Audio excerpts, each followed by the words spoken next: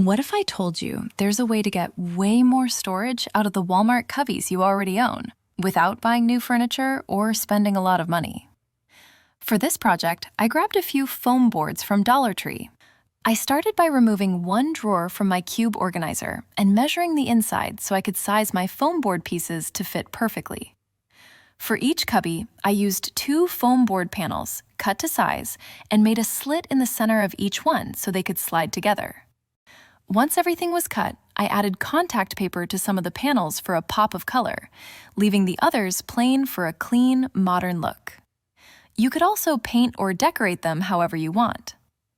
Then came the fun part, assembly. I slid 2 boards together to create an X shape, which instantly turns one cubby into 4 compartments. Instantly, you've got space for shoes, blankets, coats. Everything finally has a home. But if you thought that was clever, wait until you see what we did with the same cubby. Instead of just organizing, we turned each cube into storage that actually looks like decor. Once I was home, I grabbed the shadow boxes, unscrewed the back, and removed it. Then I pulled off the art and backing that was glued to the back of the frame. After that, I measured the inside of the glass portion of the frame. I used my straight edge ruler to mark out the correct size square onto the foam board, then cut it with a sharp X-Acto knife. Then I laid my 8x10 photo on top and determined how I wanted the frame to look. I decided I wanted the top of the frame to be 1.5 inches thick and the sides to be 1.25 inches. Cut out the middle portion of the square again with an X-Acto knife. Then I took the frames outside and sprayed them with an even layer of spray adhesive, let it dry until it was tacky, then placed a scrap piece of linen fabric over top and smoothed it out. Then I cut out squares on each corner and trimmed off any excess fabric around the edges. Next, I flipped the frame over, sprayed another layer of adhesive, then pulled down the extra fabric around and glued it down. Once the frame was dry, I placed it in the shadow box all the way down to the glass, then added my 8x10 photo on top. Next, I assembled my storage bin. Then I marked the 2 pre-existing holes at the top and 1 at the bottom of the frame with some tailor's chalk. Then I drilled 3 screws in from the back of the bin just so they were popping out the front. Then finished screwing in the screws and securing the frame to the bin. I love how these faux hidden storage bins really elevated the piece. Now they look like pieces of art instead of boring bins and really add a little something special. Grab a 3-cube storage organizer from Walmart and start to assemble it based on the instructions provided in the box. After it's assembled, cut some upholstery foam to the length and the width of the top and sides of the organizer. Then start to closely staple some fabric layered with batting to the top side of the organizer. Check to make sure everything fits and cut any excess material. Then staple the material to the sides of the organizer. Add the upholstery foam and fit the material over the foam. Make sure to tuck, wrap, and staple the material around the foam on the other side of the organizer. Tightly staple all of the corners and the sides, and lastly staple the bottom of the sides. And that's it. Now you have a stylish Sherpa waterfall bench for your space. I hope this inspires you to give a Walmart cube organizer a makeover. I picked up an inexpensive woven rug at IKEA, and I'm going to use this to update a couple of fabric storage bins in my home. I started by pulling the bins out of their storage area, and I'm going to lay the rug down flat and then put the bin on top to measure how much fabric I need. I want this rug to overlap the sides of the bin just a little bit so that when you're looking at it from an angle, you don't know that this is only a cover. To attach the rug to the bin, I'm going to use hot glue. Since this is a woven rug and a fabric bin, the hot glue is going to hold up really well and make a nice secure bond.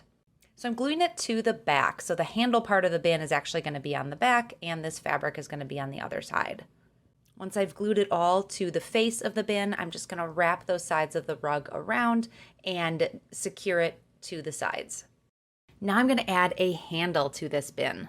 This is a piece of faux leather. You can pick this up at a craft store. So I'm just cutting a long rectangle. I actually measured the original handle from the bin and made this one the same measurements. Now to attach it, I am going to use brads. You can also get these at a craft store, and I am using a brad tool. So I'm going to poke a hole into the handle, one on each side, and stick the brad through.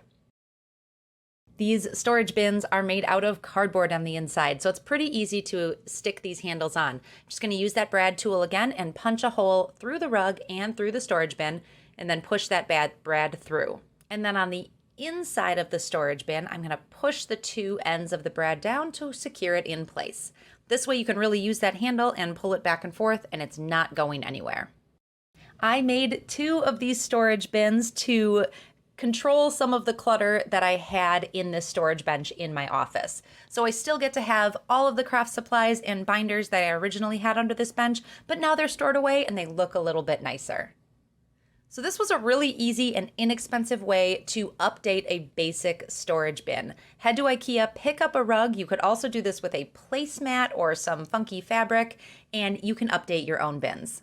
The next time you're at the dollar store, grab some crate. I grabbed 2 packs, and I think they're going to be perfect for a space that needs a little something extra at my house. I need to work from the inside out on the crates, so I'm starting with just a little dab of glue in the center of the crate. I want to put the center of the piece of fabric right into the glue, and that's going to hold it as I start working. Now I want to wrap the crate kind of like an inside-out present. I'm going to keep using the hot glue, and I'm going to put it to the bottom edges and then smooth out the fabric. Once the inside base is done, I can start to bring the fabric up the sides and then down the outside. I can keep adding lines of glue to hold it secure whenever I need to. After smoothing out the end fabric, I can simply flip the crate over and glue the ends of the fabric down to the bottom. I grabbed a cardboard box and I just want to trim it down first.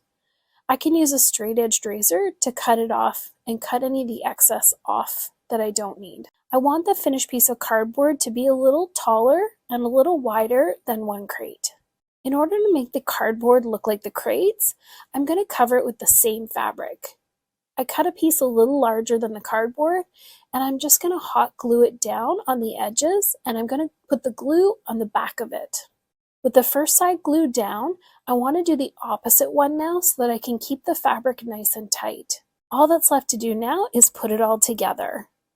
I'm going to lean the cardboard against the wall first, and then add my crates around the edges. How pretty is this space now? These crates were the perfect thing to hold all of my treasures. I hope this has inspired you to grab some crates and use them to decorate your spaces as well. Thank you so much for watching this episode of Home Talk. I'll see you next time.